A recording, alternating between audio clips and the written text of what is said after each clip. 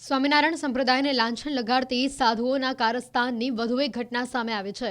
જૂનાગઢ મંદિરના જે.કે. સ્વામી સહિત 7 લોકો સામે સુરતના ડોક્ટર સાથે કરોડોની છેતરપિંડી મામલે વરાછા પોલીસ સ્ટેશનમાં ફરિયાદ નોંધાઈ છે। વડતાલ તાબાના સ્વામિનારાયણ મંદિરના જે.કે. સ્વામી સહિત 7 લોકોએ આણંદમાં મંદિર બનાવવાના બહાને સુરતના ડોક્ટર પાસેથી 1.34 કરોડ ખર્ચાનો આરોપ છે।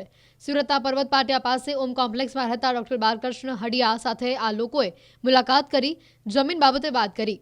છેલ્લા 2 દિવસથી સ્વામિનારાયણ સંપ્રદાય સતત વિવાદમાં આવી રહ્યું છે। ક્યાંક યુવાનોને બળજબરીથી સાધુ બનાવવાનો તો ક્યાંક જમીન પચાવવાના મામલાને લઈને સુરતના વરાછા પોલીસ સ્ટેશનમાં ફરિયાદ નોંધાઈ છે। ફરિયાદી છે સુરતના ડૉક્ટર બાલકૃષ્ણ હડિયા। આપણી સાથે છે, સીધા વાત કરીએ। હડિયા સાહેબ, એવું તો શું બન્યું કે તમારે જૂનાગઢના સ્વામી વિરુદ્ધ પોલીસ સ્ટેશનમાં ફરિયાદ નોંધાવવી પડી છે?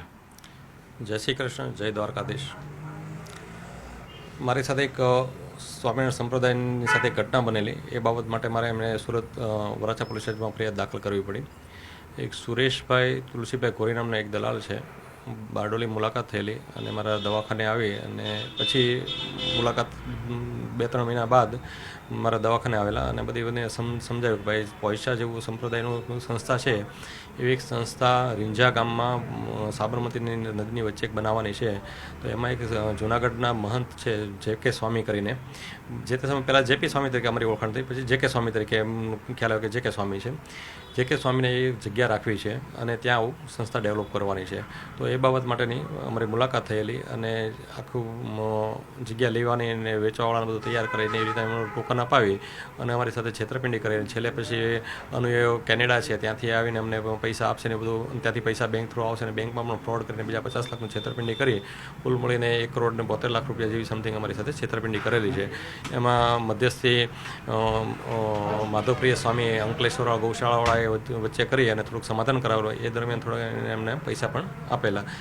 એમના ભાઈ સાંગાણી જે છે એમની સાથે, એમાં જ્યારે અમારું એગ્રીમેન્ટ થયું, માધવપ્રિય સ્વામીએ અમારી સાથે જે મુલાકાત કરાવી અને સમાધાન કરાવીને પેલું કર્યું, એમાં જે અમને થોડાક પૈસા આપ્યા, એમાં જે.કે. સ્વામી એ પોતે એગ્રીમેન્ટ નહીં કરી, એના વતી એના ભાઈ આગળ એગ્રીમેન્ટ કરાવડાવ્યું, અતુલભાઈ સાંગાણી, એમ કરીને એટલા વિરુદ્ધ અમે ફરિયાદ દાખલ કરેલી છે।